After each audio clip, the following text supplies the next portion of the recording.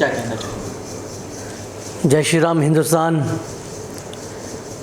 इस पे हम ये कहना चाहेंगे कि जो हमारे पूजनीय संत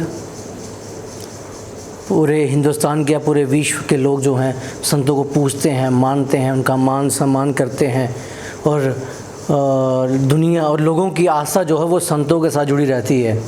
और हमें लगता है कि संतों के बिना ये धरती हमारी जो है अधूरी है। और जब भी संतों की कमी हुई है और जब भी कोई ऐसा वक्त आया है हमारे देश पर, अभी की बात नहीं कर रहे हैं हम, कई युगों की बात कर रहे हैं, जब भी कोई बुरा वक्त आता है तो हमारे जितने भी राजा महाराजा होते थे वो संतों को याद किया करते थे, क्योंकि संत होता है उसे शक्तिमान कहते हैं। और हमारे शक्तिमान पर जो कि हमारे बुज़ुर्ग संत जिनके ऊपर उन्होंने ये सोचा कि ये चोर हैं, कहीं हमारे बच्चे उठाने तो नहीं आ गए, सिर्फ़ एक शंका के तौर पर उन्होंने, ठीक है अगर आपको शंका हुई, मैं उनसे कहना चाहता हूँ जिन्होंने ये वारदात करी है, आपको शंका हुई कि ये कहीं हमारे बच्चे उठाने तो नहीं आए। कुछ नेता हम सुन रहे थे, वहीं के नेता कह रहे हैं जो बड़े बड़े लीडर बनते हैं कि यहाँ पे काफ़ी तादाद में बच्चे चोरी होते हैं, तो ये सोच लिया कि ये बच्चे चोरी करने तो नहीं आए। ठीक है, मैं उन लीडरों से भी कहना चाहता हूँ, अगर आपको लगा कि बच्चे चोरी करने आए हैं, आप उनको पकड़िए, पुलिस के हवाले करिए और पुलिस वेरीफाई करेगी कि ये वाकई में चोर हैं या कोई और तो नहीं, हम किसी गलत इंसान को तो नहीं पकड़ रहे हैं। और आपने क्या किया कि उनको इस कदर मारा। अबे मूर्खों, तुम लोगों को इतना तरस भी नहीं आया कि बुज़ुर्ग को, हम वीडियो देख रहे थे कि उनके सर पे डंडा बजा तो वो हाथ जोड़ रहे हैं, और इस अवस्था में, इस उम्र में भी उनमें इतना दम था, इतना तप था, उनकी तपस्या में इतना तेज़ था, इतने डंडे खाए सर पे फिर भी खड़े हाथ जोड़े हुए हैं। अरे ये कहती है हमारी संस्कृति, हम हमेशा हाथ जोड़ के ही बात करते हैं। और जब भी पहल करी, आप लोगों ने पहल करी है, इतिहास गवाह है, फिर एंड हम लोगों ने किया है। और हमें लगता है क्योंकि हम लोग तो हमेशा भाईचारे की बात करते हैं, लेकिन ये जो आप लोग कर रहे हो ना, ये भाईचारे की बात नहीं है भाई। और अब अगर इस पे प्रशासन ने, ऐसा नहीं कि हमारा प्रशासन जो है इस पे दृष्टि नहीं डालेगा या इनको सज़ा नहीं देगा, लेकिन मैं महाराष्ट्र सरकार से अपील करना चाहता हूं और उनको कहना चाहता हूं कि अगर इन दरिंदों को, जिन्होंने हमारे संतों के साथ ये दुर्व्यवहार किया है, उनको मार ही डाला है, 3 लोगों का कत्ल हुआ है, मैं सीएम साहब से कहना चाहता हूं जो महाराष्ट्र में बैठ के बातें कर रहे हैं, लॉकडाउन के वक्त 300 बंदा इकट्ठा कैसे हो गया?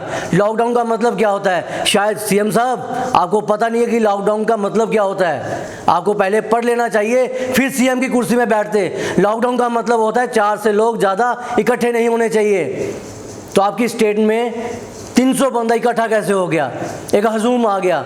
और आपकी इतनी नालायक पुलिस है महाराष्ट्र की कि आपकी पुलिस वालों के सामने उन साधुओं को मार पड़ रही है, उन्होंने अपने हाथ खड़े कर दिए डर के मारे। अरे ये हमारी फोर्स नहीं है, जो हमारी फोर्स है ना वो इस तरह से काम नहीं करती। मैं तो कहता हूँ सबसे पहले उन पुलिस वालों के ऊपर कार्रवाई होनी चाहिए जिनके सामने ये वारदात हुई है, उनको सस्पेंड नहीं, डिसमिस फ्रॉम सर्विस करना चाहिए और फिर उनको सज़ा भी मिलनी चाहिए, क्योंकि वे देश के अंगरक्षक हैं, काहे की रक्षा कर रहे हैं वो लोग। और दूसरी सज़ा उन दरिंदों को 302 का मामला उन पर दर्ज कीजिए और फांसी के फंदे में लटकाइए। सिर्फ एक बंदा नहीं, जो देख रहे हैं उस वारदात को, जो लीडर वहाँ पे खड़ा है, इस पे हमारे मीडिया वाले क्वेश्चन मार्क लगा के बार बार दिखा रहे हैं, उस दरिंदे को भी घसीट के फांसी के फंदे में लटकाना चाहिए जिन्होंने हमारे संतों के साथ ऐसा किया है। ये मत सोचिएगा कि संतों की इज्जत नहीं है, मान नहीं है, सम्मान नहीं है या उनके साथ कोई खड़ा नहीं है। जिस संत का दबदबा है, लोग उनके पीछे हैं, ठीक है, यही संत है। और जो हमारे संत, जो योगी जो बाहर सड़कों पे बैठे हुए हैं, वो भी हमारे संत हैं। मैं उनको बताना चाहता हूँ, अगर ये कार्रवाई नहीं हुई तो हमारा संत समाज, क्या वो जम्मू कश्मीर हो, हिमाचल प्रदेश हो, या हमारे हिंदुस्तान का कोई भी कोना है, हर एक कोने से संत समाज इकट्ठा होके जाएगा। हम लोगों की बात चल रही है, अगर आप लोगों ने सज़ा नहीं दी तो हम लोग महाराष्ट्र में जाएंगे। शिवसेना हमेशा बात करती है संतों के प्रति, संतों के हित में बात करती है। आज आपकी सरकार आई तो क्या हो गया? आपकी सरकार में हमारे संतों का कत्ल कर दिया आपकी पुलिस के सामने हमेशा बात करते हो, आज क्या हो गया? लेकिन अगर इस पर कार्रवाई नहीं हुई तो सारा संत समाज महाराष्ट्र में पहुंचेगा, तो सीएम साहब फिर आपके लिए मुश्किल हो जाएगी। और ये लोग, हम लोग हमेशा भाईचारे की बात करते हैं, लेकिन इन्होंने जो हमारे संतों के साथ किया है ना, बहुत गलत किया है। आज आप धमकी दे रहे हैं, काफ़ी गुस्से में लग रहे हैं आप।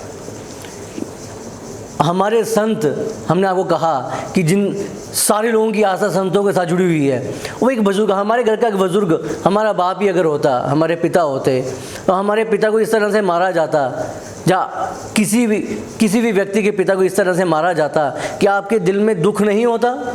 क्या उनके घर में कोई एक भी ऐसा बुजुर्ग नहीं था जो उनको समझा सके कि तुम लोग क्या कर रहे हो? एक तो संत, ऊपर से बुजुर्ग, उसको आप इस तरह से मार रहे हो। इंसानियत ख़त्म हो गई है। इन्होंने तो हैवान की तरह काम किया जनाब।